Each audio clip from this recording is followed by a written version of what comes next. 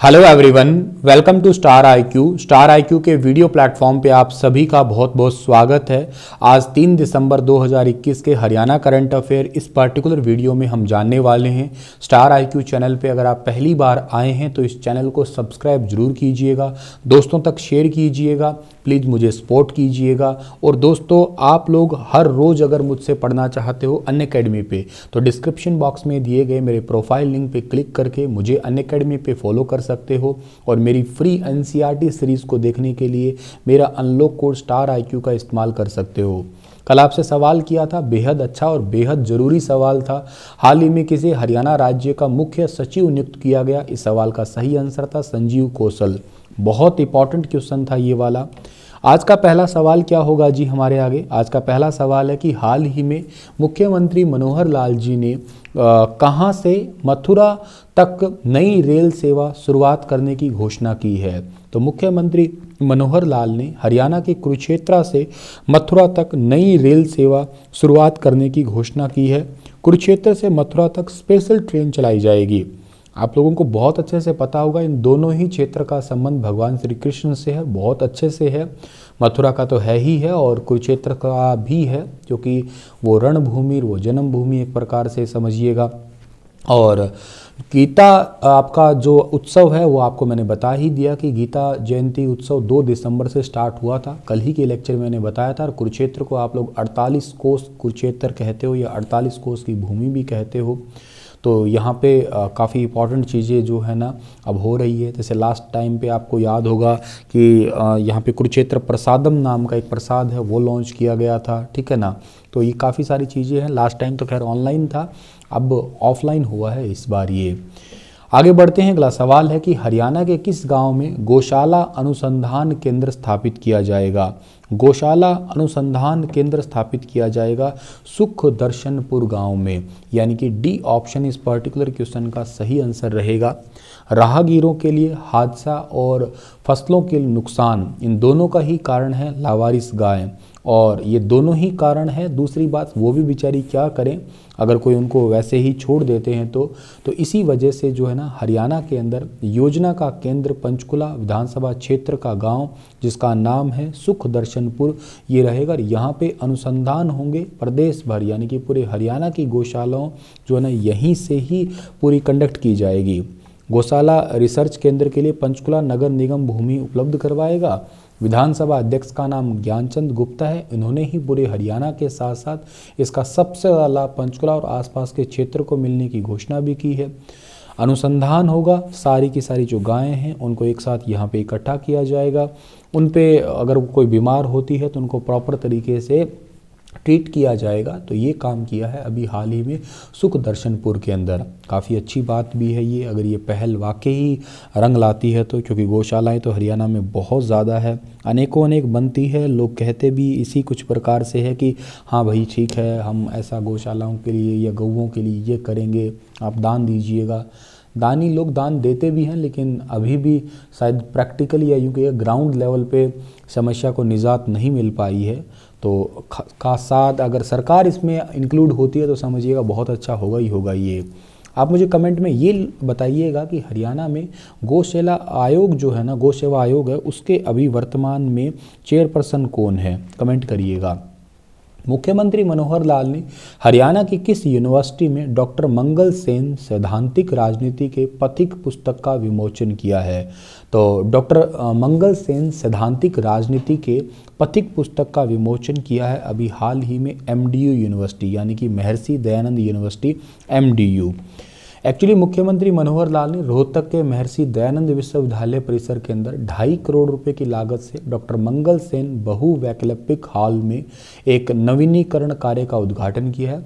उनके साथ ही इन्होंने 8.5 करोड़ की राशि से बनने वाले कबड्डी हॉल का भी शिलान्यास किया है यहाँ पे एमडीयू के अंदर। हरियाणा के पूर्व उप मुख्यमंत्री रहे थे डॉक्टर मंगल सेन। इन्हीं की पुण्यतिथि पर महर्षि दयानंद विश्वविद्यालय रोहतक में आयोजित कार्यक्रम करके उन्हें श्रद्धांजलि भी दी थी। डॉक्टर मंगल सेन सैद्धांतिक राजनीति के पथिक, इस किताब का विमोचन भी किया गया है। ये किताबें बड़ी इंपॉर्टेंट होती है पेपर के लिए, तो आपको ज़रूर याद रखनी होगी ये बात। चलिए आप मुझे कमेंट में आज ये बात भी बताइएगा कि हरियाणा राज्य के उप मुख्यमंत्री कौन कौन रहे हैं। जैसे हरियाणा में सबसे पहले चांदराम बने थे, ऐसे आप सीक्वेंस से लिख सकते हैं, लिखिएगा कमेंट में। अगला सवाल आपका क्या होगा जी? हाँ, एमडीयू यूनिवर्सिटी को आप लोग बिल्कुल मत भूलिएगा। इसकी स्थापना कब हुई थी? 1976 में, और इसके वीसी का नाम क्या है? राजबीर सिंह।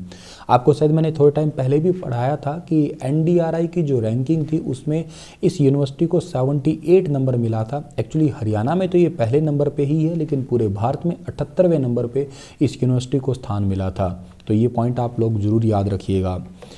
देश भर में वाहनों के उत्पादन में हरियाणा का कुल कितने प्रतिशत योगदान है? पूरे देश भर के अंदर व्हीकल प्रोडक्शन के मामले में हरियाणा का जो कंट्रीब्यूशन है वो है 40%। काफ़ी ज़्यादा है अपने आप में, यानी कि बी वाला ऑप्शन इस सवाल का बिल्कुल ठीक रहेगा। अच्छा, एक्चुअली अगर देखा जाए ना, हरियाणा का क्षेत्रफल बाकी राज्यों के मुकाबले देख रहे हो आप लोग, तो क्षेत्रफल की दृष्टि से आप लोग हरियाणा को देखते हो भारत में 21वें नंबर पे। इतने कम क्षेत्रफल को देखते हुए हरियाणा राज्य के अंदर औद्योगिक विस्तार बहुत अच्छा हो रहा है। उसमें से अगर आप ऑटोमोबाइल सेक्टर की बात करते हैं तो वो तो वाकई बहुत अच्छा है। देखो, पूरे भारत के अंदर जो योगदान की बात कर रहे हो आप लोग, हरियाणा का कुल योगदान 40%, ये बहुत बड़ी बात होती है। एक बात, इसमें सर वाहन है कौन से? ज़्यादातर है ट्रैक्टर, दोपहिया वाहन, साइकिल और कार। ज़्यादातर निर्माण इसका है। कार का नाम आते ही आपके दिमाग में आ जाता है तुरंत ही मारुति सुजुकी मानेसर वाला प्लांट, और बाइक का नाम या दोपहिया वाहन का नाम लेते ही आपके आगे आ जाता है हीरो वाला प्लांट जो धारूहेड़ा रेवाड़ी वाला है। तो ये चीज़ें आपको याद रखनी है। और आपको एक बात और इम्पॉर्टेंट बताता हूँ कि हरियाणा के अंदर OEM यानी कि ओरिजिनल इक्विपमेंट मैन्युफैक्चर ये भी ज़्यादा है।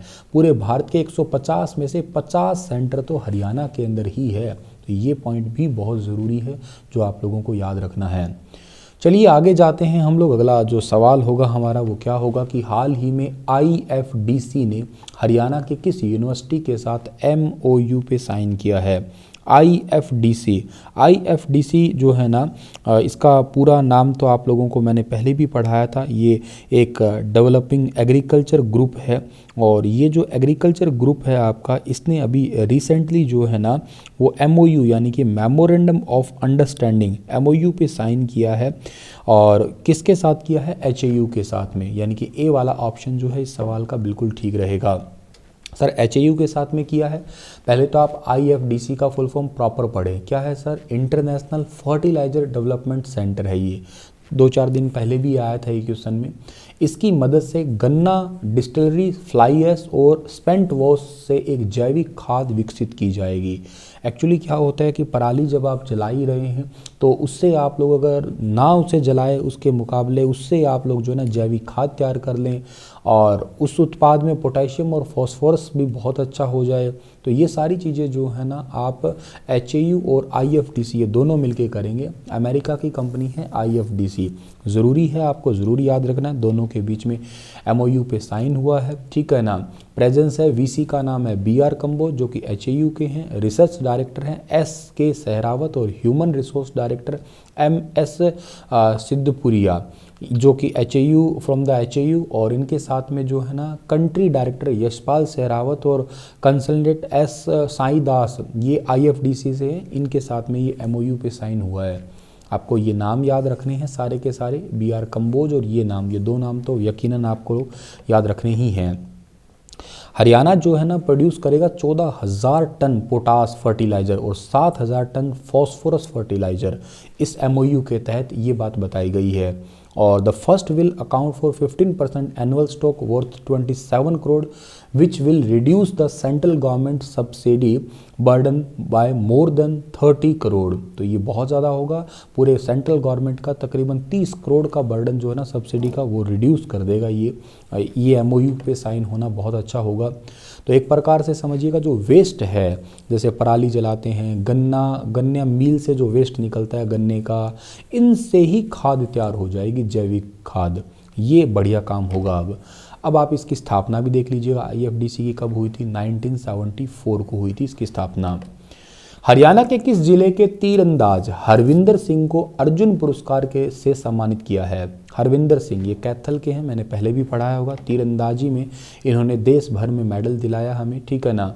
और कैथल जिले के गांव अजीत नगर के रहने वाले हैं। कांस्य पदक इन्होंने जीता था, ठीक है।